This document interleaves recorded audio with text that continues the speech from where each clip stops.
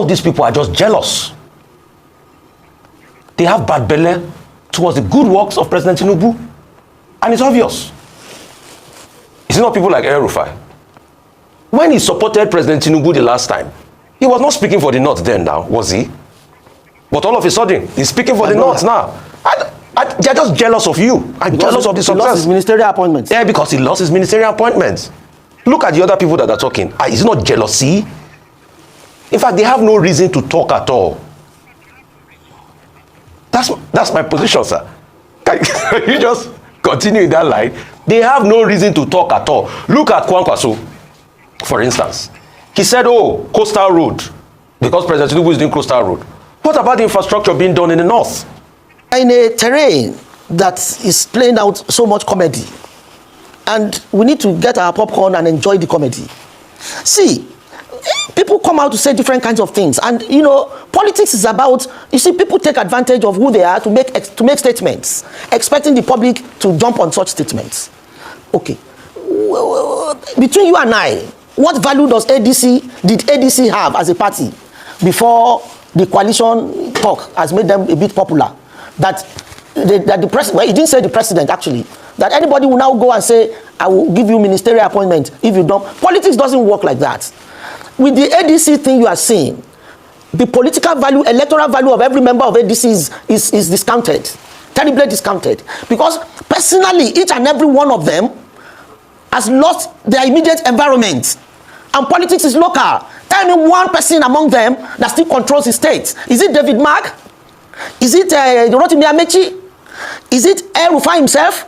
Is it Rauf Aregbesola? Maybe Peter Obi, because of his newly found social media activism and the young people gravitating towards him.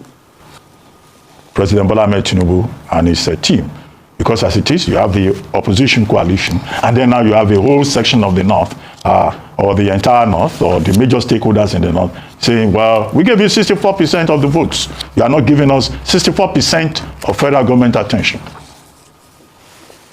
What are your thoughts? Thank you very much, my brother Ruben. It's nice to see you again. Morning.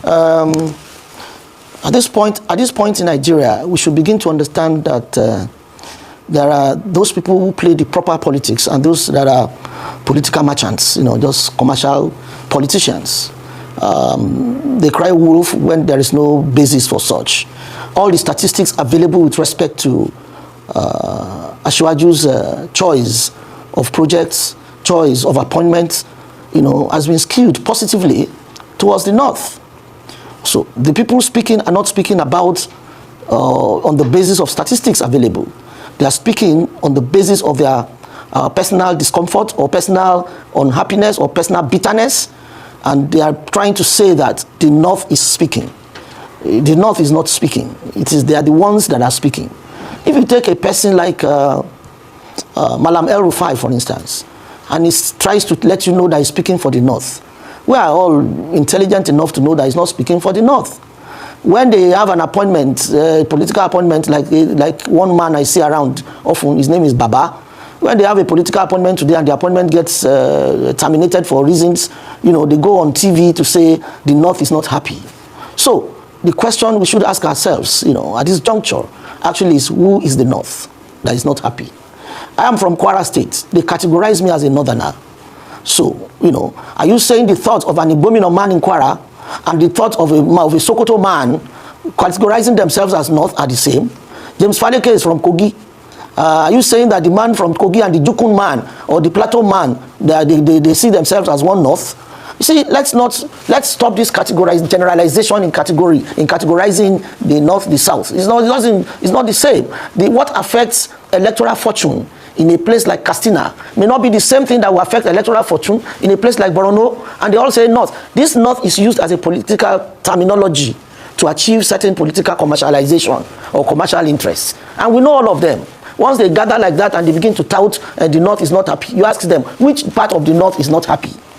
Yeah, it is not impossible that all the programs and policies of the president may not affect everybody the same time, the same way. Yes, but you know, we shouldn't come and start to put wool on other people's faces to say, okay, the North is, there is no North that is not happy. From the statistics available, the North still has bigger chunk of all the projects and attention, from appointments to projects. Okay, so, where is the unhappiness of the North coming from is the question I like to ask them. If they tell us where the unhappiness is coming from and they are practical and realistic, I trust the president will make amends. Because the oath the president swore to is to protect and to work for all Nigerians, regardless of those who voted him and those who do not vote. He has done so much to the southeast. Okay, we don't have a vote, so much vote from the southeast. All right, well, let's focus on the North. We're still dealing with the North because, well, you know, I understand that you would downplay the issue and, you know, almost trivialize it to an extent, but the argument is that there were over 60 appointees of this government who were a part of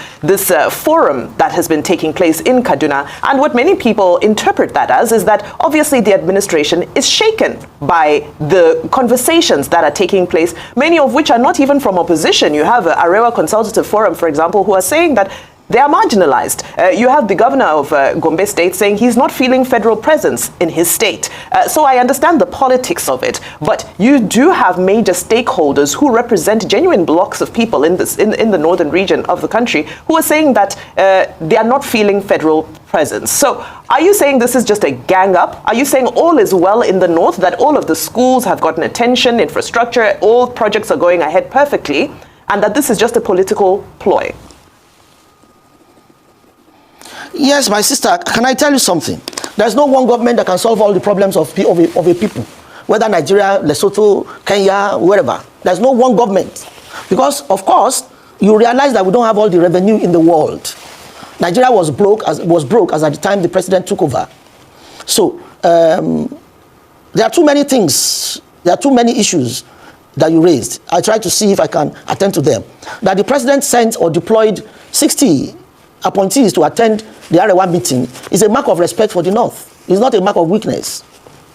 I mean, if you say we have not done enough, let the people that are doing it come and tell you how much they have done. That's the essence. That's the language there. It's not a consequence of panic. No, not at all.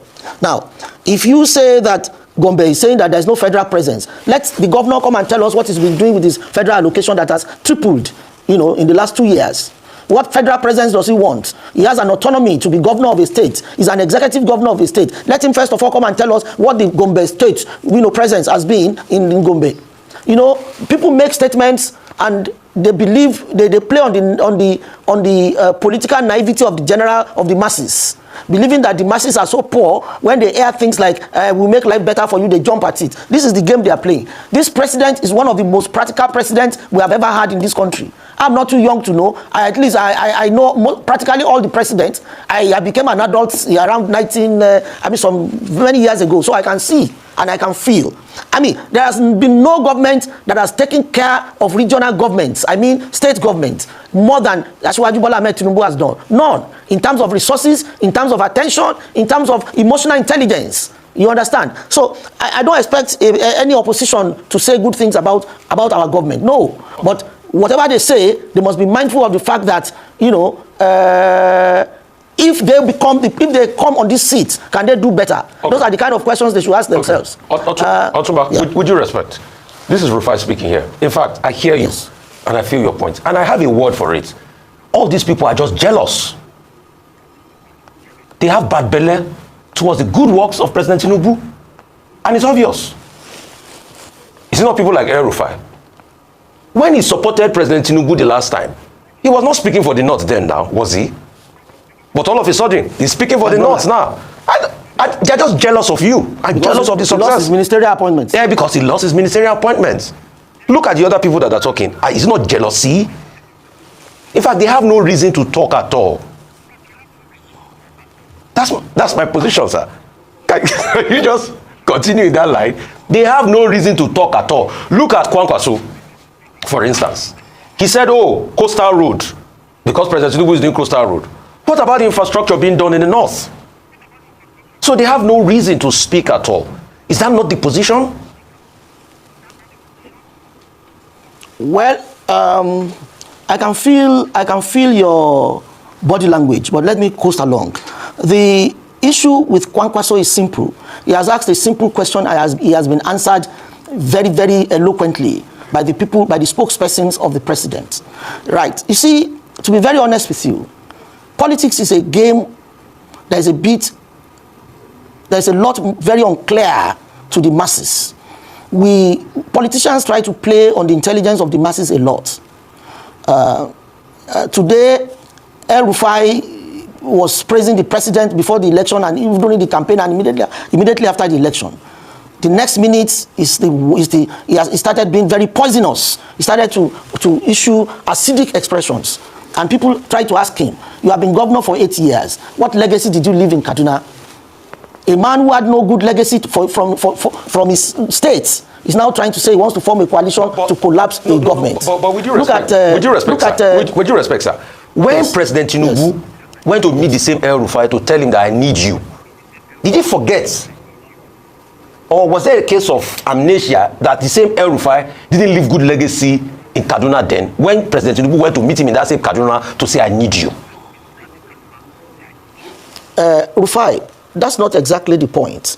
It is not for President Tinubu to look at his, to say you didn't do well in Kaduna or you did. It is for the locals to bring up the dossier of his government. What Tinubu had done in Kaduna is reasonable. El-Rufai is not a totally invaluable, or is not a man without any value. No, he's a brilliant man. The point we are making is that he's using his brilliance for personal reasons and selfish reasons. That is where the issue is from. I'm not saying that he didn't have problems or he's a perfect person. He has his issues, but he's a very intelligent man. But the fact remains that his intelligence is not used for the common good.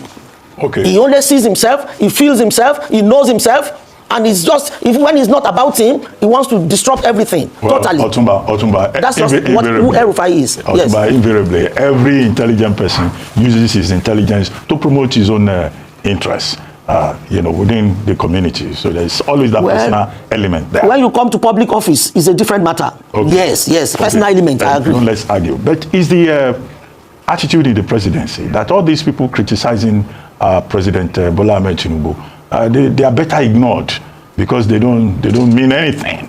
Your colleague Boala was calling them disgruntled people jesters. Is that the general attitude of the presidency? And then this morning, we were discussing Chief Ralph Okemwosu, who said that there was an attempt to lobby him with 3 ministerial positions, where he has not disclosed who lobbied him.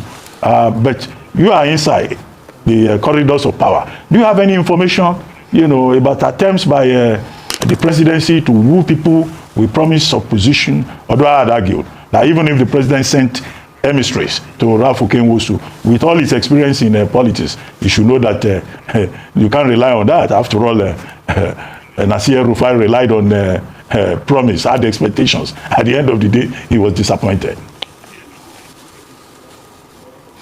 My brother Ruben, we're in a terrain that is playing out so much comedy, and we need to get our popcorn and enjoy the comedy.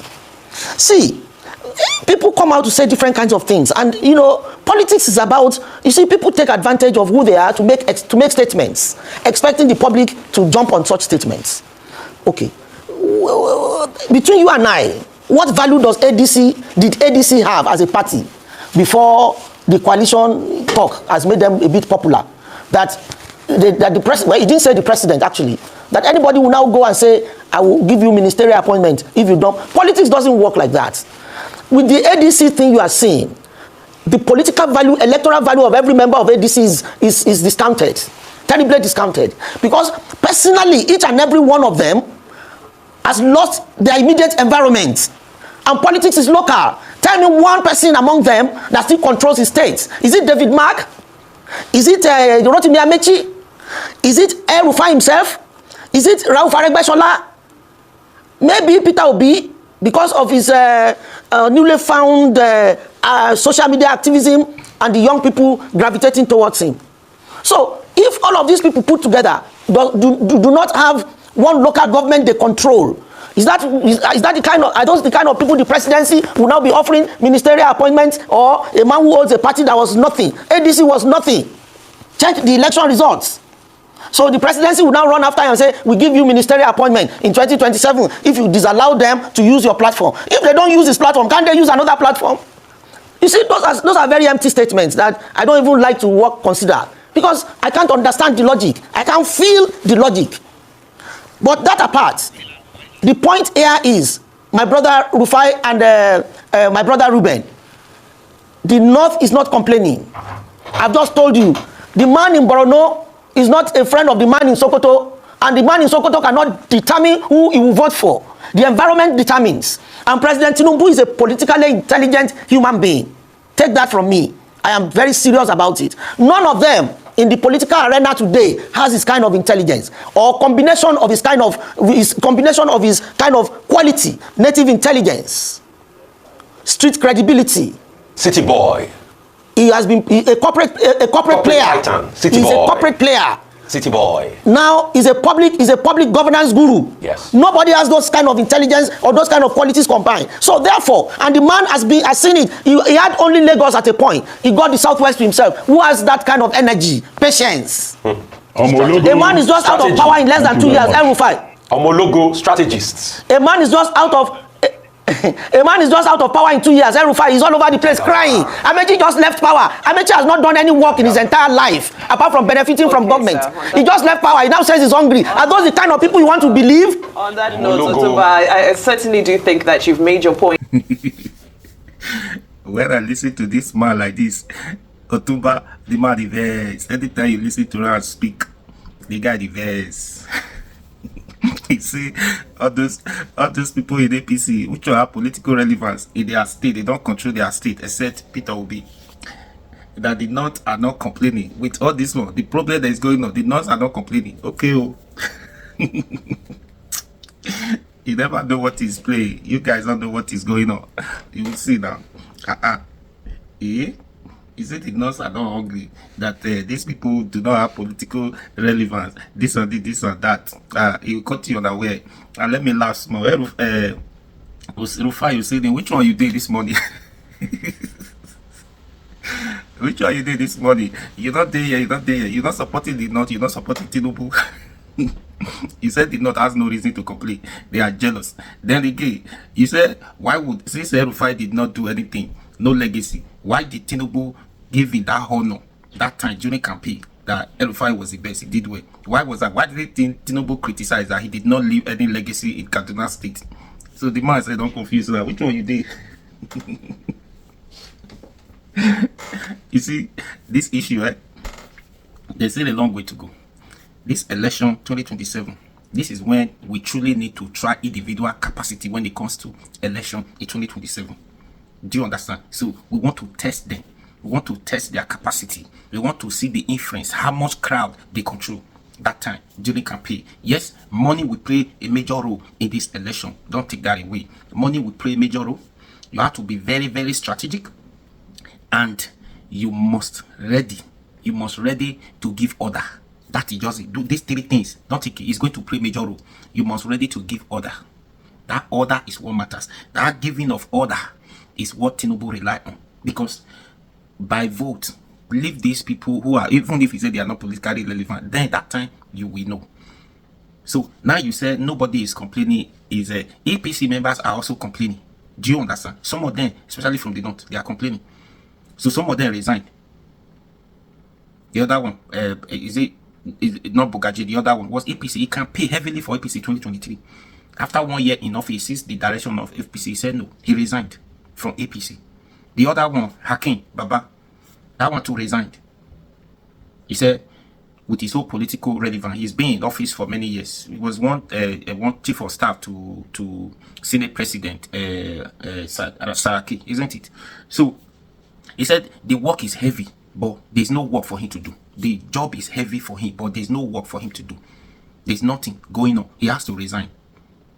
Do you understand? So I'm not talking about anybody with their different opinion, but we Nigerians could see reasons why people are complaining. It's only APC that are not complaining. Everything you say now, if this message is coming from somebody who is not in APC, who is not in ADC, who is not in Labour Party, who is not in PDP, that this message is coming from the person to say Mr. President has done well and Mr. President is doing well, Nigerians should support them. Because when I say PDP, Labour Party, ADC as a coalition, you say they are opposition. Opposition can never see anything good with what the current president is doing. Now, let a neutral person, we have others, many people who are not who are not politicians, they don't belong to any political parties, they can still be truthful, some of them. But some of these traditional rulers, some of them have been influenced by Tinubu way of donation giving out to them. He knows that is a political, but those ones are just self-gain. Do you understand? Those ones are just self-gain, but those people do not control their state, do not determine who the citizens are going to vote for. The money you give to those people does not go to the grassroots, does not go to the people who actually needed the money.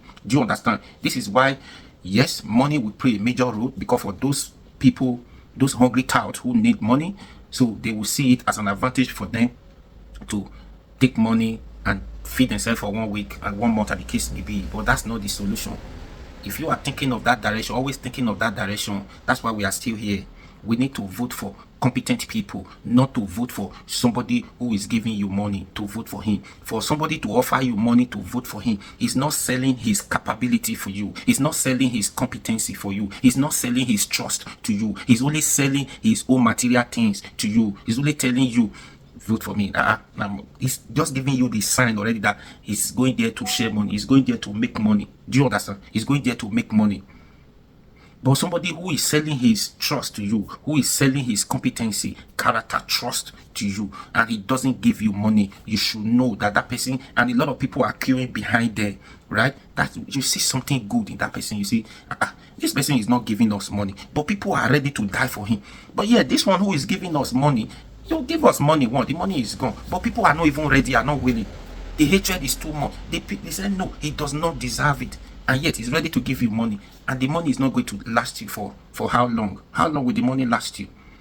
So it is our choice to decide, not the people who are in power positions. Money will play a major role. If you think, you believe that 10,000, the case may be, they are ready to give you 20,000, or they're ready to give you $100. If that one is going to solve your problem for the next 4 years, fine, go on. But when the time comes, do not complain. Because if I see you after collecting, I know you collect money, you vote for this APC, then after 2027, 2028, 2029, you started complaining. If I know you, the kind of upper cut where I will give you, you people must not disturb us. Anyway, please share this video, and please, I'll be your guy, I don't have to me down. Please share this video, subscribe to this YouTube channel so that you don't miss updates like this.